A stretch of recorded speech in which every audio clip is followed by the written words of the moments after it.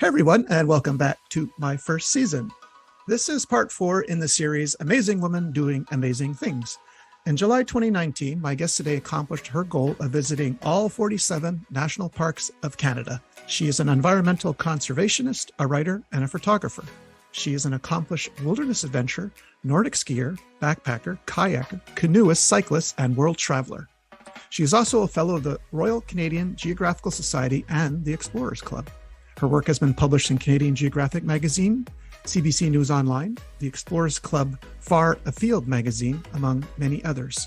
She is also on the board of directors of the Royal Botanical Gardens. Her book, called Park Bagger, was published in 2021, and it chronicles her adventures visiting all of Canada's national parks. Everyone, please help me welcome to my first season, author Marlis Butcher. Marlis, how are you today? Hi, Greg. Thanks so much for the warm welcome. Happy to be here. Well, thank you for taking the time and share your story with us here today. Now, normally what I do with my guests, I like to go a little bit back. I believe you had an adventurous spirit from the time you were young. You were in the Girl Guides, correct? Yes, and that's where I got my love for camping and canoeing. My parents thought I was crazy because they are big city people, but I just loved it, and I just wanted to do more and more and get to know more about how to survive in the wilderness. And so I just went through Girl Guides and Rangers, the older guides. And yeah, it was a lot of fun. Now, were you one of those Girl Guides that had the full sleeve of badges? Like I know you can spend years in Girl Guides, right? Do you ever stop and count how many badges you got? I used to, and Girl Guides have a sash of badges. Oh, that's right. That's right. So, yes, I had a sash of badges, and those are all now on my camp blanket, which I've made into a poncho. And actually, I still collect badges from every place I go around the world, every national park, in every Canadian province. I collect badges, and I still sew them onto that same camp blanket. Very nice. And am I right in that you grew up or were raised in Montreal? That's correct. Just outside of Montreal, yeah, in Laval. Okay, now you got your BCom from McGill University, and then you got an MBA from the school where I work, Concordia University, and then you got a chartered director from McMaster University. So that's pretty impressive, Marlis. Thank you. And somewhere in between all of that, I also became a chartered accountant. Okay. But that's how I made my money in order to be able to afford to travel during my holidays and vacations. Yes, which brings me to my next point. So before I read your book, I realized I knew nothing about national parks. I think I might have only been to one. I assumed that every national park was easy to get to and easily accessible by car. I'm wrong. Ha! Exactly. I cannot believe like how like some, and there was, I think, at one park where you couldn't go by boat, couldn't go by plane. So you had to charter a helicopter to get into this park, correct? That is right. So the parks, Parks Canada has a mandate to set up a park in each one of they've divided up the country into 39 regions. So they have a mandate to set up a park and preserve a piece of land, a piece of the area in each of those 39 areas. So of course, a lot of areas don't have roads. Now, that doesn't mean that visitors aren't allowed to go to the parks. Of course they are. That's why it's a park. You're allowed to go. The challenge is how to get there. Yeah. And this is where I guess the education and getting a good job comes in, because at one point you have to get creative, right? Like, okay, I can go, but how am I going to go? Do I go in a group? So, and I believe a lot of your visits were in groups, with groups of people, right? Oh, yes. I'm an opportunist. Why would I reinvent the wheel? If there's an outfitter taking people into the park, great, I'll go with that outfitter. If I can drive in by myself, great, I'll drive in by myself and just car camp. But yes, there are times where I really had to figure it out on my own. And that's where the experience and all that education, also that background knowledge from Girl Guides, camping, and everything I've learned since then came into use to get me to those really remote national parks. And since this is a travel and tourism podcast, and we do love a good travel horror story here, I love the chapter 5 when you went to Kausiuituk. Yeah, I hope I'm pronouncing it right. Yes. Okay, I'll let you just explain Yes, a bit. But I know the sun never Rises, yes. It doesn't set because it doesn't rise all summer. It is up, yes. And not only that, if you can just briefly explain, like it took you 8 days total to get to this park, right? What kept happening that it took 8 days? Well, anytime you travel, so Kalsuituk is on Bathurst Island in the high Arctic. And anytime you travel in the Arctic, your travel is dictated by weather. And we had planned 2 days to get there to this national park. We had chartered a plane from Resolute Bay to get us into this national park. And we couldn't get from Ottawa to Iqaluit because there was fog and winds in Iqaluit. So we were stuck in Ottawa one day, 2 days, the next day. Finally, we make it to Ottawa. Then we can't get to Resolute because there's fog and rain and winds in Resolute. And we fly and then have to return and fly, try again and fly. And no, we can't land. We go back to our base. So it took 8 days because of weather to get to that national park. Good Lord. Did that make you more stubborn to see it through? Or did you like at one point say it's not going to happen? No. Well, we every day when we had a delay, the group of us, we were 4 people. Each day we discussed, okay, what are we going to do? How are we going to do this? Oh, we also had to find a different hotel every night because the hotels we were staying at, they would be booked. So each night we were in a different hotel during those 8 days.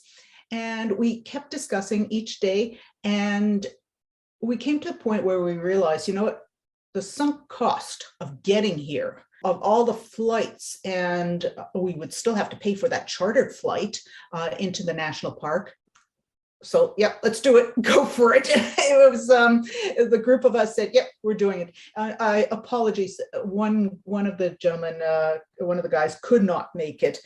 He was working with Parks Canada and he was being sent to, not so much to accompany us, but more to keep track of what was of interest to visitors so that they could put together a program perhaps for future visitors. But as the hotel costs kept mounting, they unfortunately, Parks Canada pulled the plug on him and he could not come with us. It was really a shame. So it ended up only being 3 of us into that park. Wow. And is it true that only when like you would realize at one point that you had been to just over half, like at that point, did you not know that you had covered a lot of them? And then that's when you said, well, I made it halfway. I should see the rest. You started really, this journey started as you were growing up, right? Like, yeah. So no, I never really paid attention to, and I never like ticked boxes or anything, which parks I'd been to. I wanted to see the country. I was paying attention to seeing the provinces, but not necessarily the parks.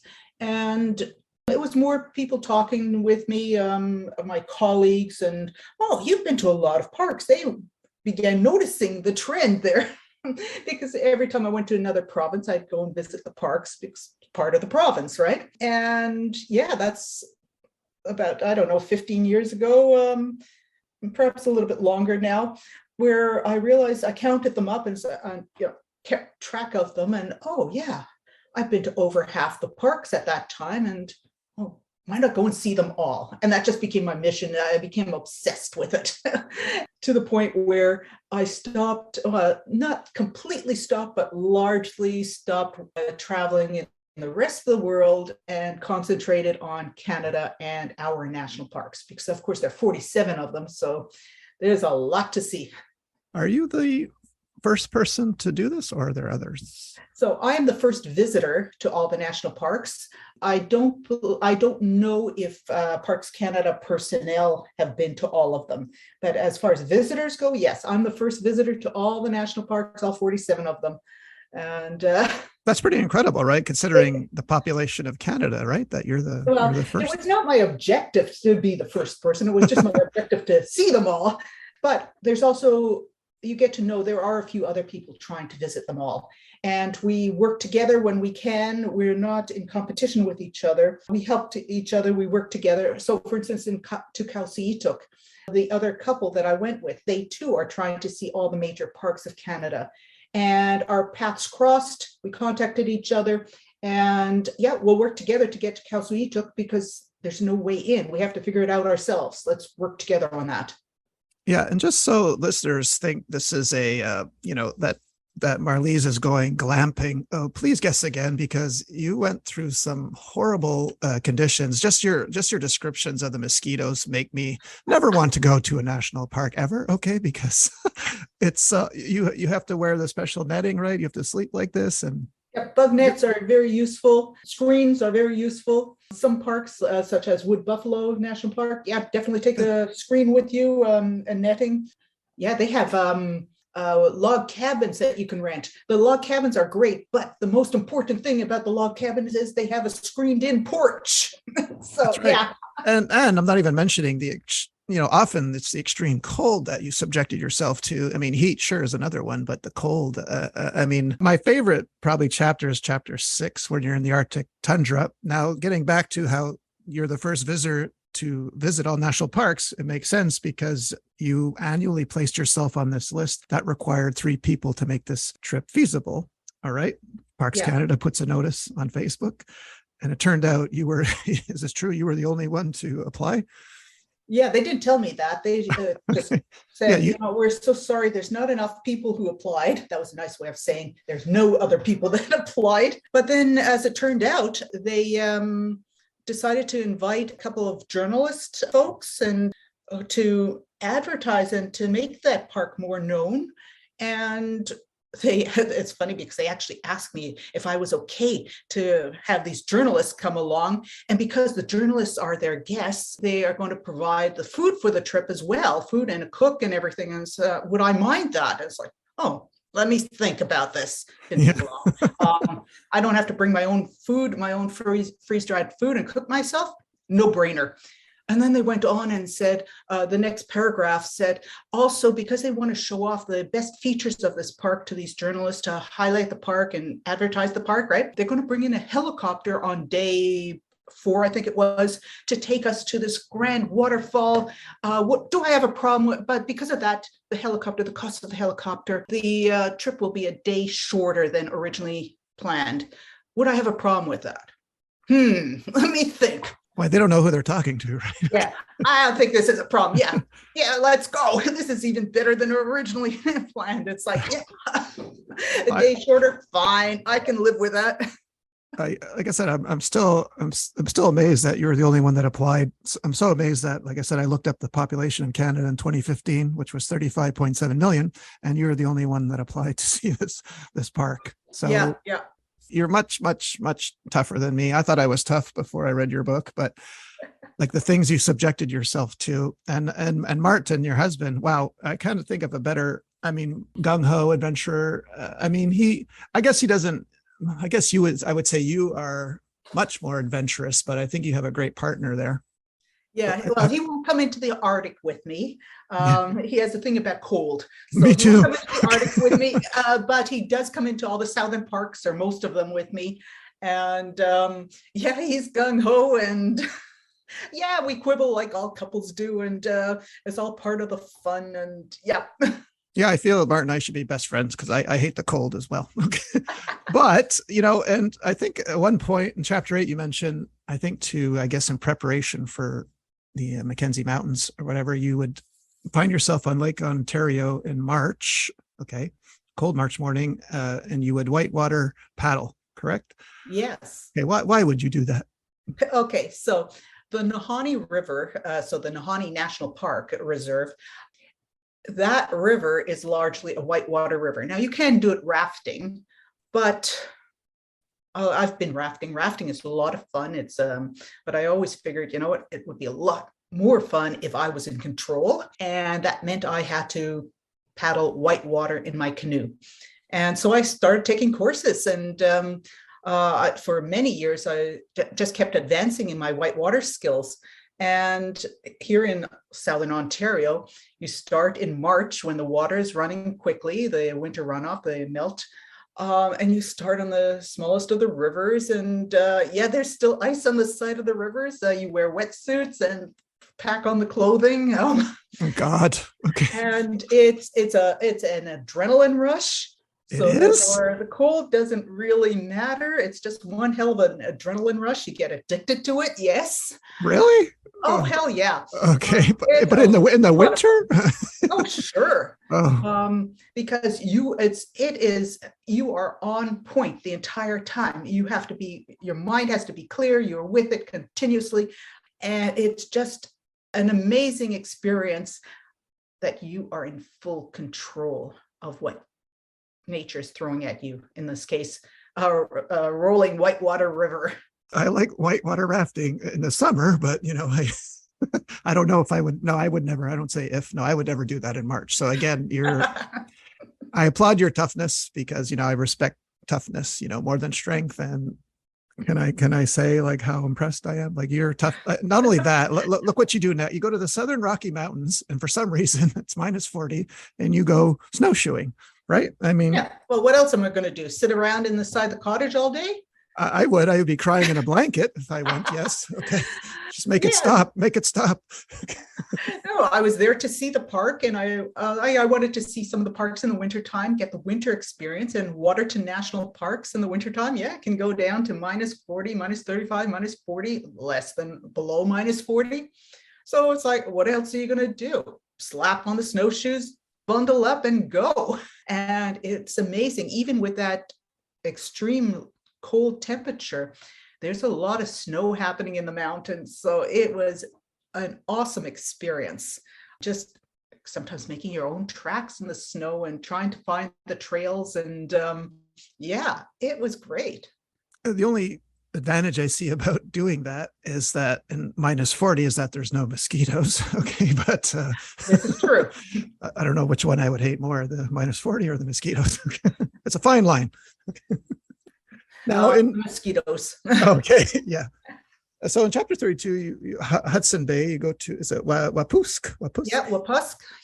So this is, I mean, I don't know how many people think about this. Maybe not many people. I certainly would want to come up against a bear or a polar bear, but I think when you arrived, they had just tranquilized one and were going to be moving it from the place it was hanging around, right? Yeah, that was in Churchill. So I have to tell you that to go and see the polar bears, the tundra buggies trip in Churchill, Manitoba, to see those polar bears in November, while they're waiting for the ice to form so that they can go out to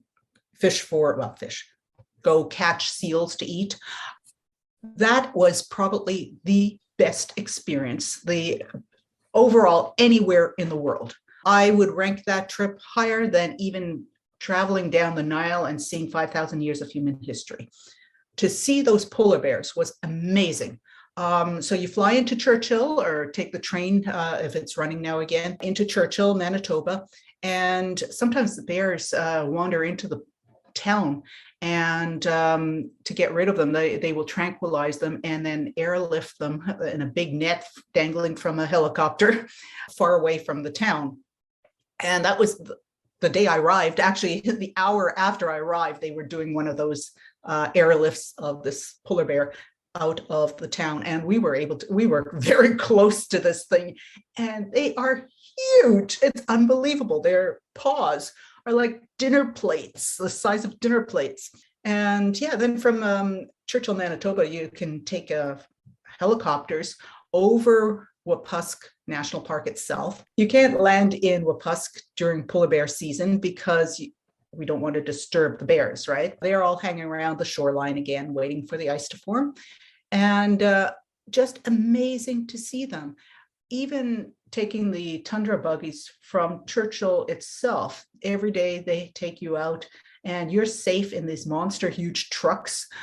And you see the mother bears with the cubs, the kois, the cubs of year, and the 2-year-old cubs also wandering around all around you. It is awesome. It's the opposite of being in a zoo. You're the one in the cage, and the animals, the polar bears, are wandering around doing what they do. And yes, especially the young ones are curious what we are. Do remember, we are not the top of the food chain. People are food from their perspective. Anything that moves, any animal is food from their perspective. So yeah, absolutely amazing experience. I would highly, highly recommend going to Churchill, Manitoba and seeing the polar bears. And then of course to Wapusk National Park. And you've also been to parks that had wolves, correct? Oh, yes, yes. We've had good wolves, we have bad wolves. Yes. Did it ever happen you were, I don't know, taking a picture of a beautiful, pristine lake and, you hear a twig snap and behind you, I don't know, something was watching you like a moose or a wolf. Did that ever happen to you? Like, Oh gosh, yes. Actually, in Wood Buffalo National Park, I was hiking all by myself. I was in that park by myself, and there's nobody else around for quite some distance.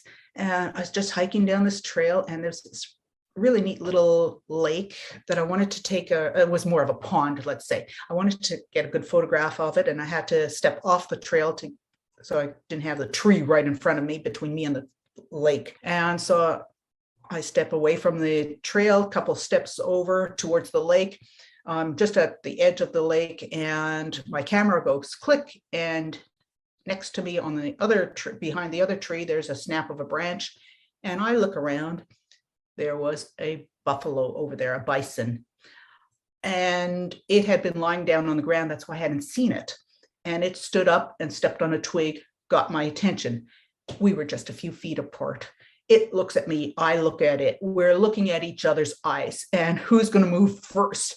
And I am ready to tentatively take a step backwards away from this thing. It's huge. And as I'm about to move, it decides it's going to move, and it turned around and went barreling through the forest away from me. It crashed every branch, every tree, everything in its way. What a racket. And finally, all the din calms down, and my heart is thumping, and it's like, okay, settle. Just don't move for a minute. I don't need to move now anyways. Stop, relax. Okay, get back onto the trail and continue on. Now is that what you're supposed like? So we all know what you're supposed to do if a bear attacks or a potential attack. So did they tell you what to do with a bull moose? Is that what did you do the right thing? So it wasn't a moose; it was a bison, right? Oh, sorry, bison. Sorry. Yes, yeah. So no, there's no real prescribed thing to do with them. They are not particularly dangerous, but you can't predict what they're going to do. And fundamentally, I was way too close to a wild animal, particularly one that's like 10 times my size, right? That's right. Yeah. So were you journaling, or what became your book, Park Bagger? Now, were you writing at the time that you were in the national park, or did you only write when you got home? Oh gosh, no, I keep it a very detailed travel journal. So every night when I get back from my adventures like after dinner, before going to bed, I keep a very detailed travel journal of what I did in the day, what my feelings were, people I met, experiences, the highs, the lows. I also do it handwritten. I try to do it on a computer. Well, two problems with the computer. One is you need power for that. So a lot of these parks, of course, there's no electricity to be had, and your batteries only last so long. But the other thing I noticed is in my handwriting, I can see how tense I was on the day, or how comfortable, and sometimes there's squashed mosquitoes underneath the pen, or the ink from the pen, right? So my handwriting also gives away a lot of how I was feeling at the time. So yes, I keep a very detailed travel journal as I'm going, when I'm in the parks, and anywhere in the world for that matter. Yeah, that became the basis of the book. I would go back to the journal, read the chapter on that national park. I'd look at my photographs. Of course, all the memories come flooding back, and write the adventures in the book. Now, so the book is not necessarily 100% chronological in that park, because that would be boring. So I put it together so that it reads, that it's a fun read, that's an interesting read. It's all true. Things might have had a slightly different order. It's just if I just said the proper order, it would be boring to read. Okay. And chapter 33, so Hudson Bay, I'm not even going to attempt to pronounce. Ukusixalik National Park, yes. Yes, that turned out at the time to be your last national park, right? Yes. That's 14 kilometers south of the Arctic Circle. Right. How was that trip? That was one of the more difficult ones to get to, because that is, again, it's a polar bear birthing area. And So I had to hire some Indigenous peoples, Inuit from a nearby town, to help go into the park with me to be my gun bearers for protection. It was quite challenging because nobody had been in that park for a while. Actually, the couple that had gone with me to the previous national park, Kausuituk, they had been there, so they gave me some pointers. And yeah, the biggest challenge was really hiring somebody to be our bear monitor, our gun bearer, because there were potential of polar bears in there. And again, we are food from a polar bear's point of view. And in the national parks, non-Indigenous people are not allowed to carry firearms. So we have to hire somebody to be our gun bearer. Most of the parks, it doesn't matter because there are no polar bears there. That's the only thing that would be interested in eating people. So only in the parks where there's a challenge of polar bears, a chance of polar bears, that we have to hire gun bearers to be our protectors for potential contact with polar bears. Fortunately, when we were there in Ukusiksalik, remember, we are in tents.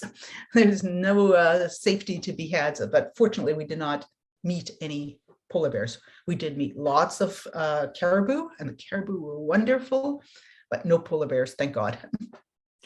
And when you visited this last national park, there's this famous quote about Alexander the Great. I was just wondering if it pertained to you. They said that when Alexander viewed the breadth of his domain, he wept because he had no more worlds to conquer. So when you visited your last national park, and now at the time, there weren't any more, right? So, correct. So before you knew that, did you have a moment of satisfaction, or did you want more? I felt, well, it was two things. One is I did know that Parks Canada still had a mandate to open up more parks because not all of their regions have parks set up yet. So I knew there would be more eventually. However, I also felt, oh, what do I do now until they open up those new parks? I'm done. What do I do with myself now? That was more the issue. It was not so much, it's not so thrilling having been able to say I've seen them all and how great that was, more that, oh, it's kind of an anticlimax. What do I do with myself now? Of course, I had to finish the book, which was great, and that helped me relive a lot of the national parks, a lot of my adventures. So that made it a little bit easier to take. Okay. I don't want to pronounce this one, but I see that on your website, you have yet to visit the new one they created, right? Yes, Taidene Nene, and I'm going tomorrow. I fly there. Oh, really? Okay. Yes. Wow. Yes, finally. After that Taidene Nene was opened, the announcement for Taidene Nene opening was at the end of the 2019 season. And of course, COVID came along, and therefore I could not visit in 2020. I could not visit in 2021, although I was booked to go. It kept being rebooked. And so now 2022, I am finally going, and I'm excited to get there. And particularly because my hosts, the Indigenous people, the Dene from Litsilke, it's a town that doesn't have any road access. They will be my hosts, and they will be taking me into the park, and we're going to camp their way. We're going to be fishing, or they will be fishing, and we're going to be eating what we catch and exploring the land. They're going to show me their culture, their traditions, their way of living on the land, and I'm excited for that. Okay, and I hope weather-wise everything goes in your favor. You don't have to sleep in 8 different hotel rooms to get there. So my fingers are crossed for you. Yeah. We take what we get. You have to be flexible, and you just go with it. That's right. Now, I found something fascinating in chapter 36 because I've traveled for 10 years and had my share of jet lag, to Asia and Australia. So I even wrote it down because I had never considered this. So on your way home from the Arctic Circle, you went to visit your brother in Southern Ontario, and you had jet lag. You were suffering from jet lag despite not having crossed any time zones. Okay. And then you explain that jet lag is actually when light and darkness happen versus when your body expects those. So can you describe that feeling at all? Like not Because I see Oh, what you're saying. Like now, when you went to the Arctic Circle, I guess does the sun does not set? I assume, or yes. So in the Arctic in the summertime, you have 24-hour sun. So when you go to bed, you close curtains, or if you're in a tent, you put eye shades on so that to create darkness so that you can sleep because the sun is up 24 hours a day. It's just because the tilt of the planet, the North Pole tilts towards the sun. In the wintertime, when planet Earth is on the other side of the sun, the North Pole is tilting away from the sun, and so they have 24 hours dark. Of course, then when you head back south, you're closer to the equator. We're not quite at the equator, but we're closer to the equator, and we get that light and dark. And so in my case, coming down from the Arctic in the summertime, we're having had 2-3 weeks of always sun, and my body had adjusted to that, coming down south, and suddenly darkness is imposed upon me at 8:30 in the evening. Oh, my body didn't know what to do with that. And it is exactly jet lag. The term jet lag is inappropriate. Most people are going around the Earth planet instead of top to bottom, but it is the same thing. It is your body expects light and dark to happen at certain times. In my case, it wasn't expecting dark at all, and suddenly it's imposed on me. And yeah, that kind of nauseous feeling, that headachy, nauseous, uncomfortable feeling, and then you're sleepy but not sleepy. Yeah, that's it's exactly what jet lag is without the time zones. wow, I didn't think this was possible. Okay. Yeah, yeah. So Wow. it was a rather interesting experience, unexpected but interesting. And how does one become a fellow of the Explorers Club? So I am a fellow of the Explorers Club. It's an international organization based in New York City. And you have to have 2 other members sponsor you. So it's a matter of finding those other explorers. There are only 3,500, approximately 3,500 explorers of the Explorers Club around the world. You get invited by 2 members to become a member of the Explorers Club. And so I became a member in 2016, and last year, after I published my book, Park Bagger, Adventures in the Canadian National Parks, being published, I was promoted to fellow of the Explorers Club. And yeah, basically it is exploration, field exploration, as opposed to tourism. So simply saying, oh yeah, I've been to 100 countries. Okay, you're a tourist. That's not an explorer. An explorer is somebody who looks for new things, who is finding and discovering and sharing the knowledge of what they have found and discovered in the field, as opposed to, say, in a laboratory. Okay. Wow. Excellent. Excellent. Now, so I see that in 2021, Parks Canada was mandated to create 10 new national parks. So do you have, other than the one that you're leaving for tomorrow, how soon or not soon do you think they'll announce the next one, I should say? No idea. They keep that Okay. close to their hearts. They Okay, keep that got very it. close. So I have to be patient and just figure it out when they announce it. And well, with so many new parks coming along, maybe there'll be a second book Okay. coming Yeah, with the new national parks. I wanted to talk to you about your book. So I was curious if you're going to, once you go to this new national park, are you going to create like an addendum or expand it, or just create write a second book? I don't know yet. I Okay. will work with my publisher and find out what they prefer. So Rocky Mountain Books will dictate to me whether they would like me to write an addendum with the new parks or another book. We will see. But I'm open to either because I just love sharing the park stories, the adventures in the parks to inspire other people. It's amazing how many people have come to me and said, oh, I read this chapter on this park. I'm going next week, or I'm planning to go next month. We're going because we were so interested in what you wrote. And yeah, that's so exciting for me. And the more I can do that, the more I can share about the parks, get people interested, people understand what the parks are, the more people will want to protect the parks, protect the land and the animals on the land. And that's what it's all about. Yes. And where can people go to find your book? So Park Bagger, Adventures in the National Parks and the Canadian National Parks is available at most bookstores, online at Indigo, and also at Amazon. Amazon, actually anywhere in the world. It's actually interesting. I've seen it on Amazon Japan. I've called it up. I can't read anything there. The book is in English, but the whole website's all in Japanese. And then there's my book. It's fun to see that. And you have your own website as well, correct? Yes. So which is www. Canadian Park Bagger. So just Canadian Park Bagger will do it and you'll find me. Yes, we'll put the link in your episode description. Would you be able to tell me how you became a fellow of the Royal Canadian Geographical Society?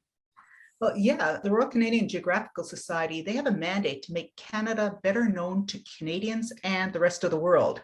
And of course, the Park Bagger book is about making our national parks known to Canadians and to encourage Canadians to visit them and to take interest and preserve them. So it just became a shoo-in. It was the perfect match to become a fellow of the Royal Canadian Geographical Society. They invited me, and I've now agreed to become an ambassador for Canadian Geographic Travel to, again, make Canada better known to Canadians and the rest of the world. Well, I can say for one, like having read your book, that yes, I know a heck of a lot more. And you actually did make me want to visit national parks. So I'm glad. I'm happy to hear that. That was the point. True. Yes. Thank you. Well, you've been so kind with your time. I really want to thank you for coming on and sharing your story, Marlis. Thank you so much. I so love to share these things and encourage others. Yes, thank you.